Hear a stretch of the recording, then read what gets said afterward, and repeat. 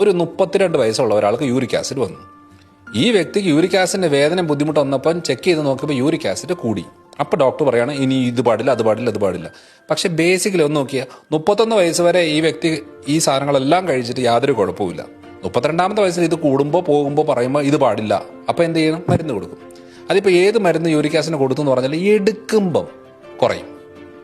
അത് നിർത്തിയിട്ട് ഒറ്റ ആഴ്ച കഴിയുമ്പോഴത്തേനും വീണ്ടും യൂറിക് ആസിഡ് പഴയ രീതിയിൽ അങ്ങ് കൂടും. യൂറിക് ആസിഡ് വരാൻ ഭക്ഷണമല്ല കാരണം, ആണ് ഭക്ഷണത്തിന് പ്രോട്ടീൻ അല്ല കാരണം. അതായത് ഈ പയറ് പരിപ്പ് അല്ലെങ്കിൽ നോൺ വെജ് അതല്ല, അമിതമായിട്ട് എടുക്കുന്ന ഗ്ലൂക്കോസ് കണ്ടന്റ് ആണ്. അതായത് ദോശ, ഇഡ്ഡലി, അപ്പം, പുട്ട്, ചോറ്, ഈ പറയുന്ന ഇതിന്റെ അളവ് കൂടിയാൽ, അതേപോലെ തന്നെ കോൺ സിറപ്പുകൾ, ബേക്കറി ഐറ്റംസ്, സ്വീറ്റ് ഐറ്റംസ്, മദ്യം, ഇതൊക്കെ വളരെ ഹൈ ആയിട്ട് യൂറിക് ആസിഡ് കൂട്ടുന്ന. അത് യൂറിക് ആസിഡിന് ഡയറക്റ്റ് അല്ല, ഇത് ഫാറ്റ് ലിവർ കൂട്ടും. ഫാറ്റ് ലിവറിന്റെ ആഫ്റ്റർ എഫക്റ്റ് ആയിട്ട് യൂറിക് ആസിഡിനെ പുറത്തേക്ക് കളയാനായിട്ട്, കിഡ്നിയിലൂടെ കളയാനായിട്ടുള്ള കപ്പാസിറ്റി ബോഡിക്ക് കാണത്തില്ല.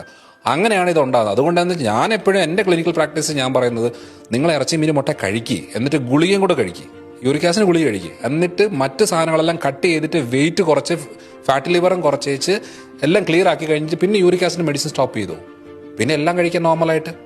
ഇതിപ്പോൾ എന്നാന്ന് വെച്ചാൽ ഇത് കഴിക്കാൻ പാടില്ലെന്ന് മാറ്റി വെച്ചേച്ച് ശരിക്കും പറഞ്ഞാൽ ഈ ഇഷ്ടമുള്ള ഒരു ഭക്ഷണവും കഴിക്കാൻ പറ്റത്തില്ല. സിമ്പിളായിട്ട് ശരിയാക്കാനുള്ള കാര്യമേ ഉള്ളൂ യൂറിക് ആസിഡ്. പക്ഷെ അത് ഏറ്റവും കോംപ്ലിക്കേറ്റഡ് ആണ്.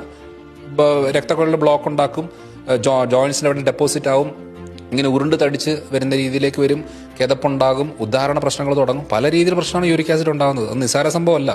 നമ്മളാകെ വേദനയുടെ മാത്രമേ മൈൻഡ് ചെയ്യത്തുള്ളൂ. അതുകൊണ്ട് ഫാറ്റ് ലിവറാണ് കൾപ്രിറ്റ്, കാർബോഹൈഡ്രേറ്റ് ആണ് കൾപ്രിറ്റ്, അല്ലാതെ പാവം ഇറച്ചി മീനും മുട്ടയൊന്നും അല്ല.